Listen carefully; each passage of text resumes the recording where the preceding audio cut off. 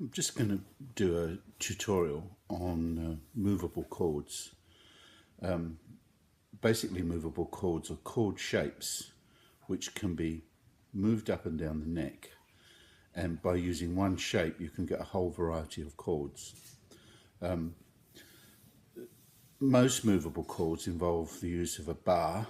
So a bar chord is where you're barring all the strings with one finger, usually the index finger, and then using other fingers to come in and finger the other notes of the chord. But there are other movable chords. So for example, this is an F7,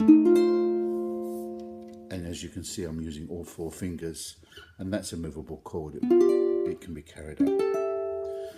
All will become clearer as we proceed. Okay, the first set of chords we're going to look at in this first video clip are chords on the A string. The A string is this string here, the one nearest the floor as you're sitting.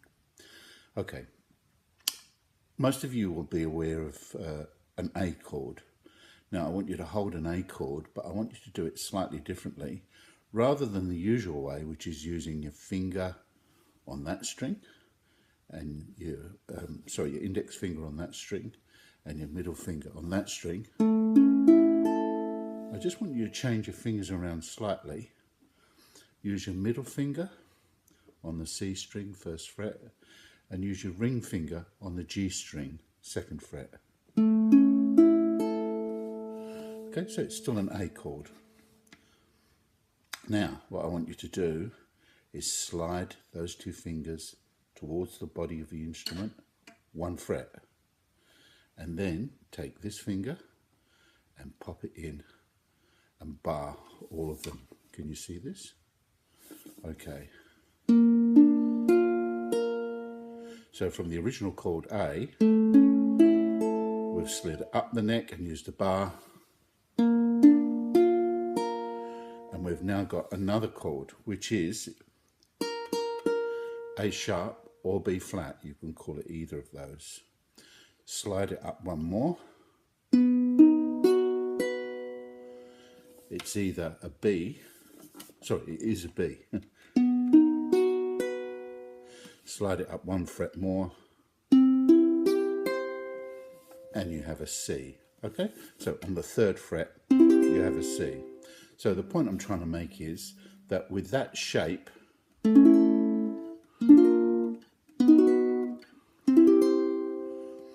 you have a range of different chords moving all the way up the neck. So you probably won't want to play much higher than the 8th fret, which is an F chord on the 8th fret. Okay, so now to give you a whole range of more chords from that shaping, again, hold this chord with your middle and ring finger. If you drop off the ring finger, it's an A7, and you can use the A7 shape, carry it up the neck, slide up, put the bar in. Okay.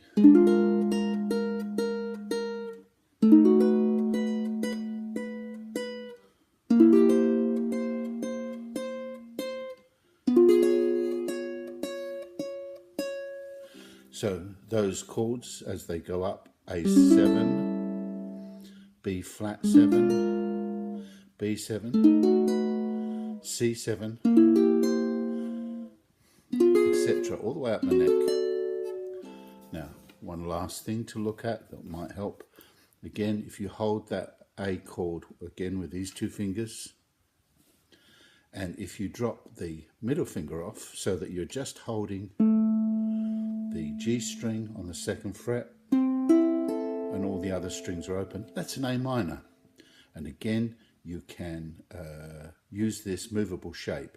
So there's A minor, B flat minor, B minor, C minor. All right, so hopefully you've got the idea here. Now, how can you tell which chord you're playing? My suggestion is fit one of these little tuners, and the chord that you're playing is going to take its name from the A string. So when you're playing that shape, plucking the A string, the tuner tells me it's an A, so it's an A chord. Going up to the 3rd fret, the tuner tells me I'm playing a C, that's a C chord. Taking the bar up to the 5th fret, D. Okay, hopefully you've got the idea. So, just to summarise, by using these shapes, the A shape, the A7 shape, and the A minor shape, by dropping in a bar behind them,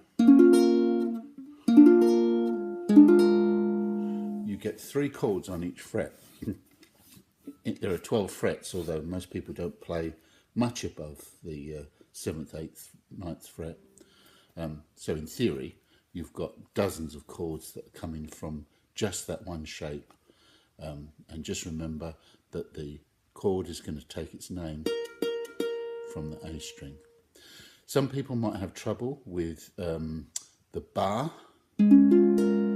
I'm going to spend a little bit of time in the next video just talking to people about how to get that bar so it works. So part 2 will be on that. Hope that helps.